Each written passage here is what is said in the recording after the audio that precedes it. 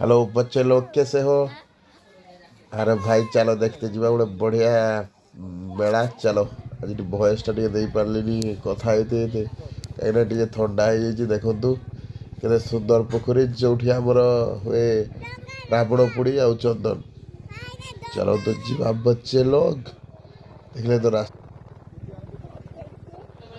ରାସ୍ତାରେ ଗଲା ପରେ ଆମର ଏବେ ପହଞ୍ଚିବା ଶ୍ୱଶୁରଙ୍କ ଘରୁ। ଶ୍ୱଶୁରଙ୍କ ଘରୁ ଯାଇକି ସେଠୁ ଶାଶୁ ମୁଁ ଆଉ ତାଙ୍କୁ ସେ ଭାଇ ଜଣେ ଆସିବେ ଶଳା ଜଣେ ତାଙ୍କ ସାଙ୍ଗରେ ଯିବା। ଏଇଟା ମୋ ଶ୍ୱଶୁର ଘର ପହଞ୍ଚିଗଲେ।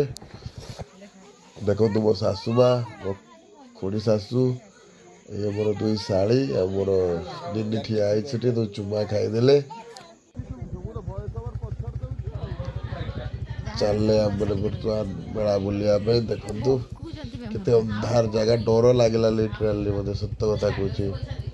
ମାନେ ଏତେ ଡର ଲାଗିଲା ଆପଣ ବିଶ୍ୱାସ କରିବେନି। କିନ୍ତୁ ଦେଖନ୍ତୁ ଲାଇଟ୍ ପହଞ୍ଚିଲା ବେଳକୁ ମୋ ଡର ଫର ସବୁ ଛାଗିଡ଼ି ଗଲା। ବର୍ତ୍ତମାନ ଚାଲିଲେ ବୁଲେଟ୍ ଗାଡ଼ି ଚଲେଇକି ଆଉ।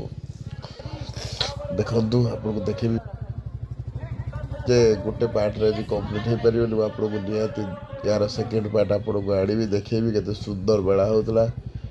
ମୋର ଥଣ୍ଡା ହେଇଛି ଆଜ୍ଞା, ଇଗ୍ନୋର କରିବା। ଦେଖନ୍ତୁ ପହଞ୍ଚିଗଲା ଆମ ମେଲଢିଆ, ବହୁତ ସୁନ୍ଦର। ହଁ ବହୁତ ସୁନ୍ଦର। ଏ ସାଇଡ଼୍ରେ ଆମର ଚାଲିଛି କଣ୍ଢେଇ ନୃତ୍ୟ। ଦେଖନ୍ତୁ ଲୋକମାନେ ସବୁ ଆସୁଛନ୍ତି। ଏଇଟା ହେଲା ମେଳାର ଫ୍ରଣ୍ଟ ଆଉ ଆଗକୁ ଅଛି ତାର ଇଏ। ଦେଖନ୍ତୁ କେତେ ସୁନ୍ଦର ଦେଖାଯାଉଛି। ଦେଖିଲେ କେତେ ସୁନ୍ଦର ଲାଗୁଛି ମେଳା।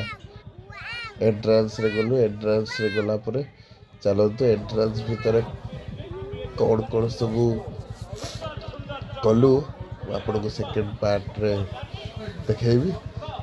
ଜୟ ଜଗନ୍ନାଥ। ଚାଲନ୍ତୁ ବର୍ତ୍ତମାନ ଯିବା। ଜୟ ଜଗନ୍ନାଥ।